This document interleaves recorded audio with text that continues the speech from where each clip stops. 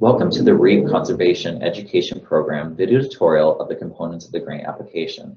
This video will be a highlight of the SlideRoom online grant portion of Portfolio, where you can upload additional media. We know that the grant application for the board is a summarization of your project. There is a maximum number of characters, not necessarily words, but characters, for each one of the sections of the application. And if there is not enough opportunity for you in those areas, you can attach additional items. So let's see how that works. As you've been working through the grant application, along the left-hand side are each one of the different sections and areas that you've been able to achieve.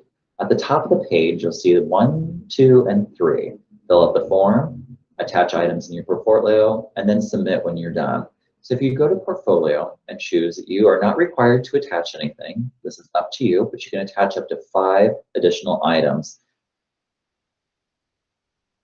Those items could be additional letters of support, they could be media like PDFs, graphics, or other items to dive deeper into the details summarized in your application.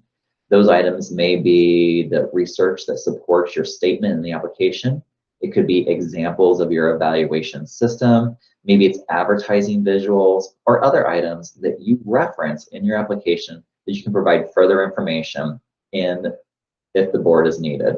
Again, this area is optional, and as you work along, you can save and come back to it at different times. This doesn't have to be done all in one fell swoop for you. So just choose the Add Media button, and your computer will ask how you wish to pull that information up from your computer, Dropbox, or other libraries. Select that media, attach it, and be able to add it in for you. And of course, as you're working through that, and if you have any questions, please reach out. Those items could be submitted individually, or you could choose to combine and merge them together into one attachment, or have multiples. You have up to 5 options to be able to attach in the portfolio section if you choose. As always, let us know if you have any questions. Thanks.